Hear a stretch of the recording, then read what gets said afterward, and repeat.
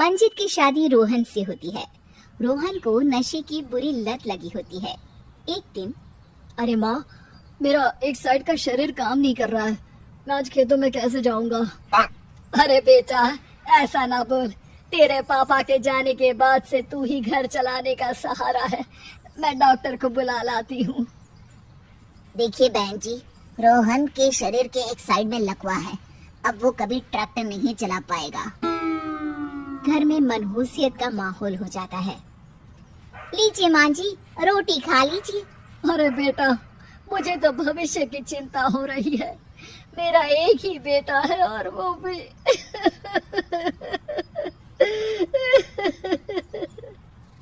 माँ जी, आप चिंता न करें।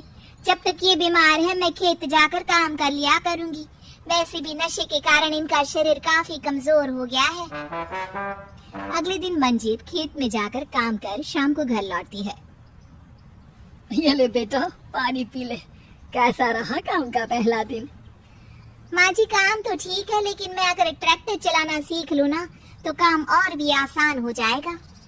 अरे बेटा, दुनिया क्या कहेगी कि औरत होकर ट्रैक्टर चला रही है।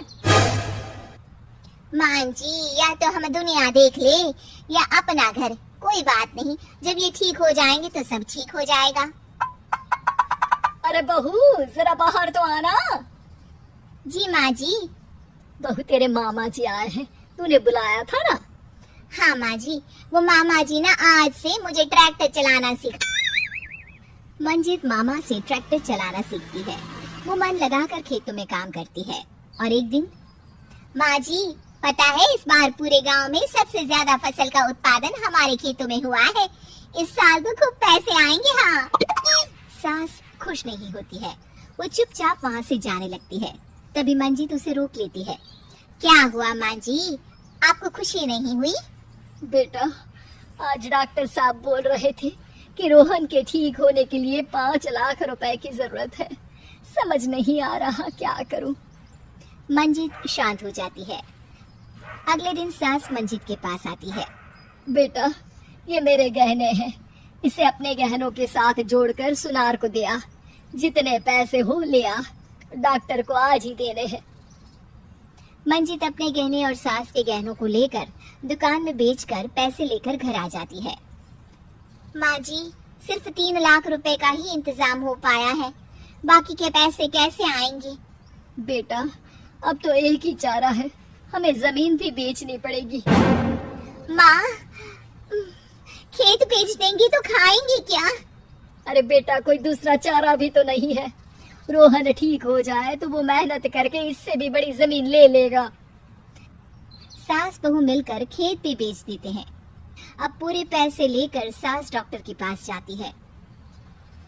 डॉक्टर साहब, ये लीजिए सारे पैसे। बस किसी तरह मेरे बेटे को ठीक कर दीजिए। आपका बेटा ठीक तो हो जाएगा, लेकिन 6 महीने का समय लगेगा। सास बहू सोच में पड़ जाते हैं कि अब तो कोई जरिया भी नहीं रहा जहाँ से उन लोगों को कमाई हो। अब कमाएंगे नहीं तो खाएंगे क्या? माँ जी, मेरे माता पिता ने लड़की होने के कारण मुझे ज्यादा पढ़ाया लिखाया नहीं, लेकिन ट्रैक्टर चलाना सीखकर मैं कुछ काम करने के लायक तो हो ही गई हूँ। अरे बेटा, ट्रैक्टर अब कहाँ चलाएगी? खेत तो बिक गए हैं। माँ जी, मैं किसी और के खेतों में दिहाड़ी में काम कर लूंगी, कुछ तो पैसे आएंगे ही ना। ये कहकर मंजित काम करना शुरू कर देती है। जैसे तैसे उन पैसों से गुजारा चल ही रहा था।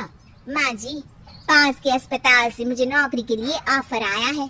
पैसे भी ये 4 गुना ज्यादा मिलेंगे और अब खाने पीने दवाई के साथ हम कुछ पैसे भविष्य के लिए भी जोड़ पाएंगे। लेकिन काम क्या है बहू?